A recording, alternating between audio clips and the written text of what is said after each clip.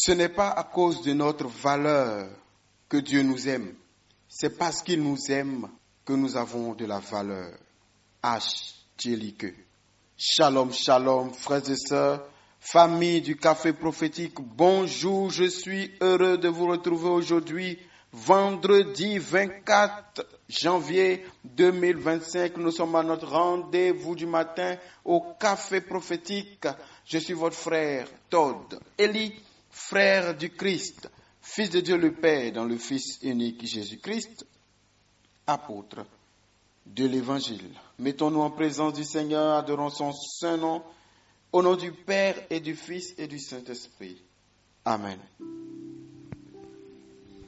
C'est le Seigneur qui, par amour pour son peuple, le conduit sur le bon chemin pour l'honneur de son nom. C'est lui qui trace un chemin devant son peuple afin que son peuple marche sur ce chemin et ne se perde pas. Dieu désire tellement nous orienter, nous guider, nous conseiller, nous avertir, qu'il le fait de plusieurs manières.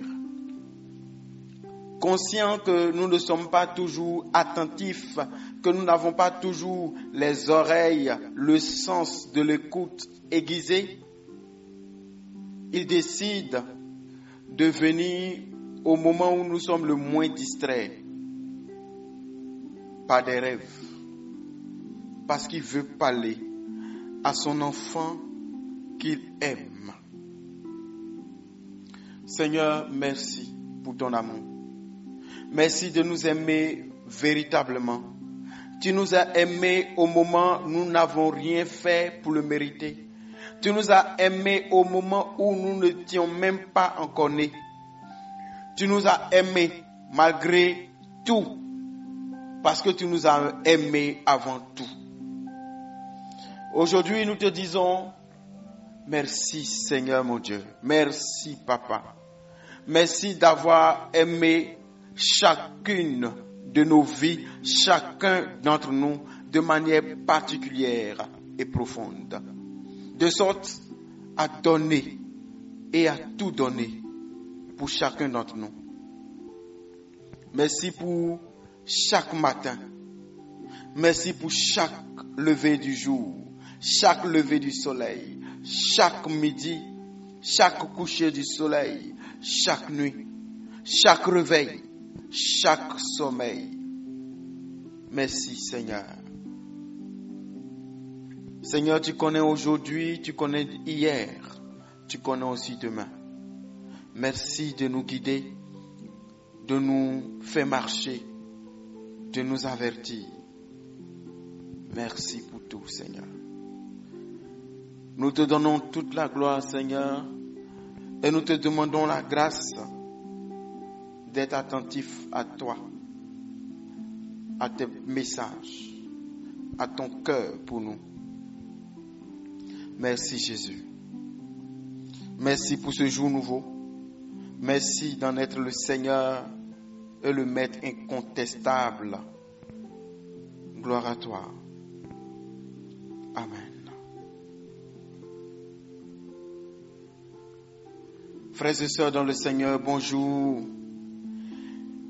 Aujourd'hui, je voudrais partager avec vous 2-3 petites choses au sujet de quelques rêves. Vous aurez remarqué que ça fait un moment que je ne suis plus revenu sur les rêves. J'ai fui exprès. Parce qu'à un moment donné, ça submerge. Tout le monde veut t'écrire. Tout le monde veut te dire, ah frère, j'ai fait tel rêve. Explique. Alors que, je le dis toujours, moi je ne suis pas Joseph ni Daniel. En tout cas, je ne suis pas encore Joseph. Je ne suis pas encore Daniel. Et Dieu ne m'a pas encore institué. Il ne m'a pas encore dit, bon écoute, je te donne comme don et ministère l'interprétation des rêves, même si Dieu sait qu'on a besoin de comprendre parfois les rêves qu'il nous donne d'avoir, les songes qui nous emmènent. Le piège, c'est que vous ne pouvez pas expliquer le rêve de tout le monde. Parce que vous ne pouvez pas tout comprendre, parce que vous êtes un humain, vous êtes limité. Vous ne pouvez pas tout comprendre parce que même votre propre rêve, il y a des rêves que moi-même j'ai fait que je ne comprends pas encore. Tout simplement parce que parfois, il y a des rêves qui ne sont pas des rêves qui ont un sens, qui sont juste des rêves naturels. Il y a des rêves qui viennent du diable pour nous troubler. Il y en a qui viennent de Dieu. Il y a des sources. Mais il y a des rêves qui viennent de Dieu que vous faites maintenant, mais dont la compréhension ne sera que plus tard, lorsque les temps seront accomplis ou lorsque vous serez dans le mouvement d'accomplissement de ce temps. Et vous allez dire, ah, attention, ça, le Seigneur m'avait prévenu. Et là, tu comprends en même temps ce que tu dois faire, en ce moment-là, pas avant. Parce que Dieu, parfois, dépose en nous des messages et il garde le code qui nous permet de comprendre le message pour plus tard, pour ne pas que, en ayant trop tôt compris, on anticipe et on finisse par rater. Vous comprenez? Donc, soyons sages, soyons sobres dans les histoires des rêves. Ce n'est pas tous les rêves qui s'expliquent. Il y a des rêves qui n'ont aucun sens. Qui n'ont aucun sens. C'est juste les désirs refoulés, les craintes de ton cœur, tout ça. Voilà. Il y a des gens qui n'ont que de mauvais rêves, exclusivement que de mauvais rêves. Vous allez voir que généralement, vous-même, vous êtes un peu négatif, vous avez peur, vous suspectez tout.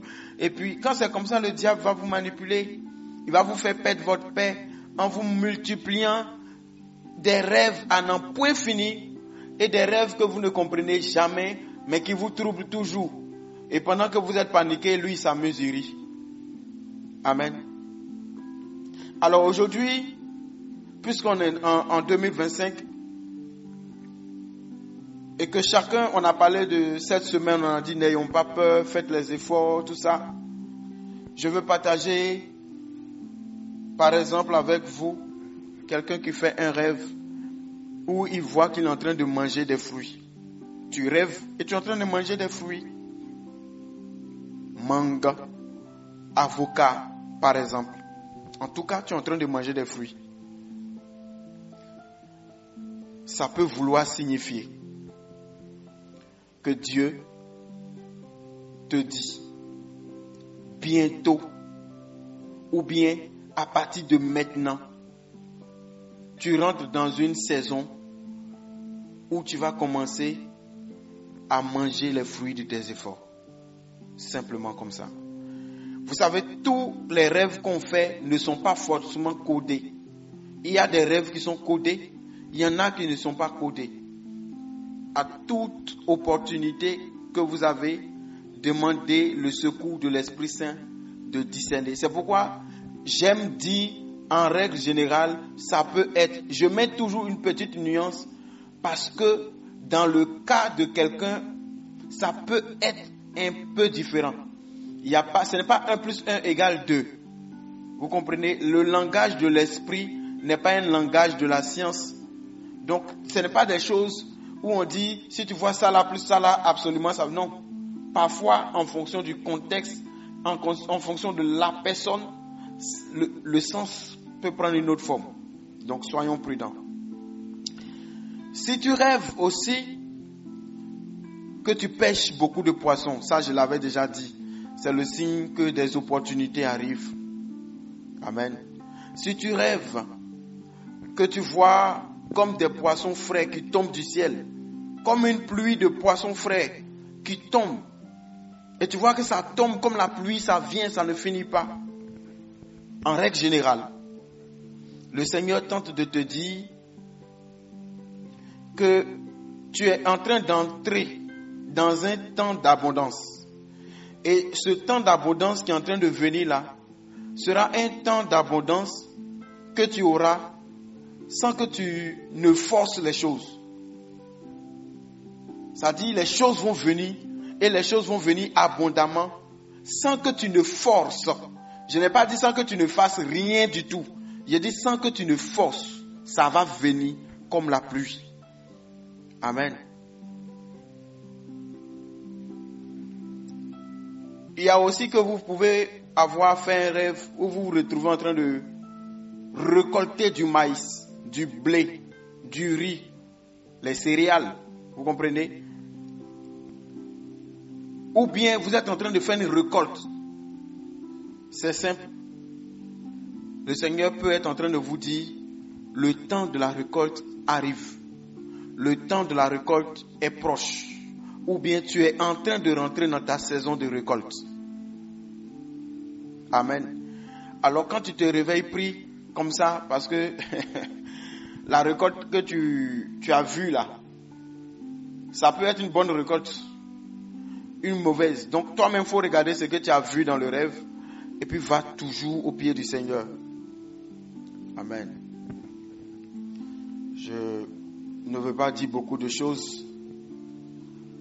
Supposons aussi que tu rêves.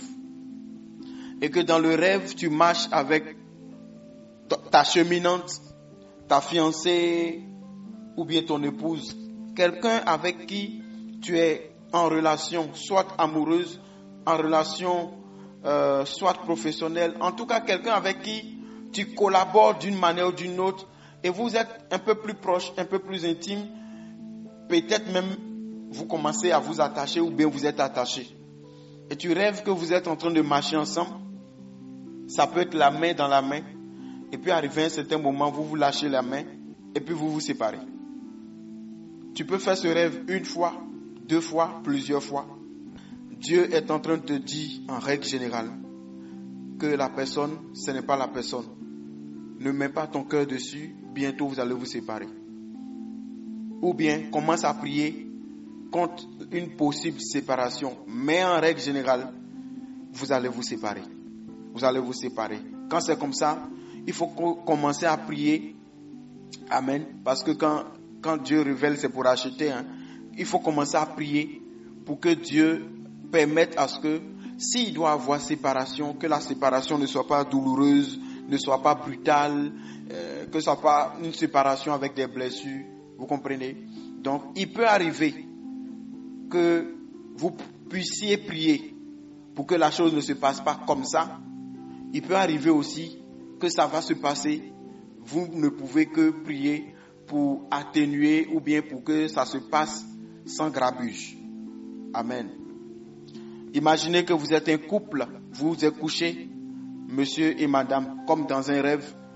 Et vous voyez que pendant que vous êtes couchés sur votre lit conjugal, vous remarquez que dans le rêve, le matelas ou bien le drap se déchire, commence à se déchirer par le milieu. Bon, vous n'avez pas besoin que je vous explique. Réveillez-vous dans la prière et levez-vous contre tout esprit qui peut travailler contre votre divorce, votre séparation et une crise dans le couple. Commencez à prier pour ça. Invoquez le sang de Jésus, invoquez la grâce du mariage et faites attention dans la période là, dans vos échanges, dans vos causeries, dans vos attitudes. Satan et l'esprit de séparation et de divorce est en train de tourner autour de vous. Amen. Faites attention. Qu'est-ce que je veux dire encore? Vous rêvez, vous êtes un couple marié et vous rêvez que vous dormez et vous voyez clairement que monsieur et madame se sont donné dos sur le lit. Vous vous êtes donné dos. C'est pas très très bon signe. Levez-vous dans la prière, prenez vos dispositions, communiquez beaucoup, surtout priez beaucoup. Priez beaucoup. Amen. Que Dieu vous bénisse. Il y a beaucoup de choses qu'on pourrait dire, mais on ne peut jamais tout dire en un temps. Alors je vais voir peut-être une autre semaine. Il y a un thème important que j'aimerais partager avec vous sur les jeux dangereux et puis sur certains phénomènes qu'on a dans nos maisons qu'on néglige alors que c'est des signaux spirituels très forts. Mais que Dieu nous conduise la semaine prochaine si sa volonté le permet. Je veux prier pour vous, frères et sœurs, aujourd'hui. Que l'Esprit du Seigneur nous donne la sagesse à chaque fois qu'il nous envoie un message. Que ce soit par songe ou bien un message de manière éveillée, un message dans sa parole, Dieu parle tantôt d'une manière, tantôt d'une autre. Qui nous accorde la grâce d'être éveillés et qui nous accorde la clarté dans l'esprit pour comprendre le message et d'avoir la sagesse pour bien gérer ce qu'il nous donne comme message. Beaucoup de personnes sous-estiment les rêves. Ne sous-estimez pas les rêves. Ne rationalisez pas les rêves. C'est un canal privilégié par lequel Dieu parle. Sauf que tous les rêves ne sont pas les messages de Dieu. Parfois c'est naturel, c'est-à-dire ça vient de votre propre conscience, inconscience, les ramassis de la journée, les désirs refoulés et tout ça. Parfois c'est l'accusateur, le troubleur, l'homme des troubles qui veut travailler. Parfois aussi c'est Dieu. Amen.